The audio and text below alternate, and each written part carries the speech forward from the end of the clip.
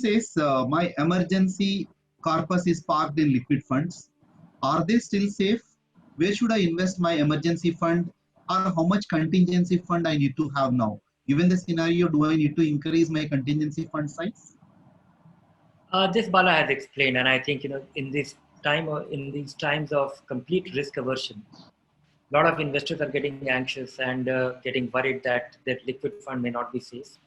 Not so. Liquid funds have been tightened substantially. There have been one or two instances which actually is causing the fear that even liquid funds may not be safe. But I would say that that experience itself drove most mutual funds to reorganize their portfolio in a far more conservative way. So your emergency fund can well be parked in liquid fund with reasonable confidence. I think the accident that we saw in the liquid fund was of an exceptional kind, and I think lesson has been learned. Of course, we can have some other kind of calamity, but I would say, and the other points about how much emergency fund, how much contingency fund, you are the best person to judge about it. It is not for an expert to really do that estimation.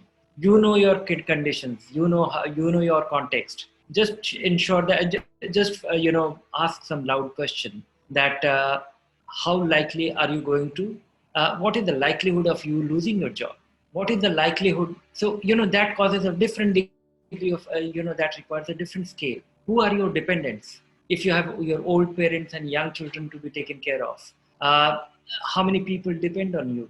So I think those are things. What are your living expenses? What are the living expenses which you can curtail? Thinking about the worst time. So these are estimates which only you can do, and do that.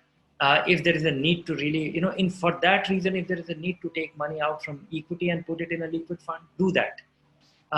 Because it is very important to have peace of mind and be assured that for 1.5 year you have nothing to worry about. Everything will go on with your life fine while you're trying to rejig yourself.